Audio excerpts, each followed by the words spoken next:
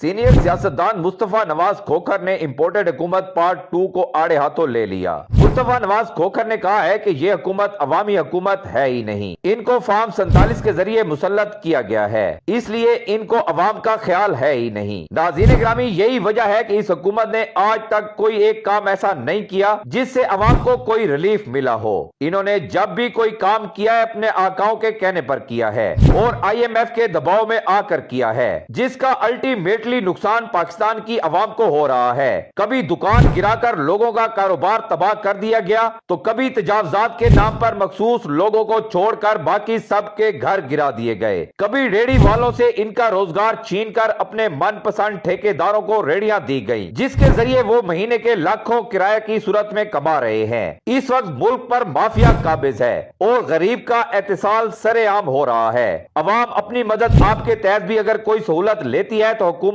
इस पर भी पाबंदी लगा देती है। पाकिस्तान की अवाम ने जैसे कैसे करके अपने घरों पर सोलर सिस्टम लगवाया ताकि नेट मीटरिंग के जरिए वो भारी लाखों रुपए के बिलों से बच सके, लेकिन हुकूमत ने ठान रखी है कि इस अवाम ने हमें वोट तो दिया नहीं, इसलिए इनसे चुन चुन कर बदला लेना है। इसलिए अब नेट मीटरिंग की सहूलत भी अवाम से छीन ली गई है, जिसके ऊपर सीनियर सियासतदान मुस्तफा नवाज खोखर ने एक्स पर दिए गए अपने बयान में कहा है कि आपने नेट मीटरिंग पर शोर तो ऐसे मचाया हुआ है जैसे अगलों ने कोई बात सुननी है या इन्हें कोई एहसास होना है। क्या कर लेंगे आप? वोट नहीं देंगे, इन्हें जरूरत ही नहीं, फॉर्म 47 फिर मिल जाएंगे। जान ले आपकी इस निजाम में कोई हैसियत नहीं है। आपका काम सिर्फ कमर तोड़ टैक्स देना है और अगलों का काम इस पैसे पर मौजे करना है, और वो सरेआम मौजे करते हुए दिखाई दे रहे हैं और अवाम चुप करके इनकी मौज मस्ती का खर्च टैक्स की सूरत में अदा कर रही है। इसलिए तो हम कहते हैं कि इस मुल्क में दो कानून है, एक अशराफिया के लिए और एक अवाम के लिए। आप अवाम का काम है वो सारा दिन जलीलो ख्वार होकर मेहनत मजदूरी करके इस मुल्क को चलाने के लिए टैक्स अदा करें, और अशराफिया का काम है इस टैक्स के पैसे पर अयाशियां करें और बैरून मुल्क जायदादें बनाएं। और पाकिस्तान की बदकिस्मती ये है कि अवाम और ये अशराफिया दोनों अपना काम बड़ी ईमानदारी के साथ कर रहे हैं। अवाम बजाय इसके कि इस अशराफिया के खिलाफ उठ खड़ी हो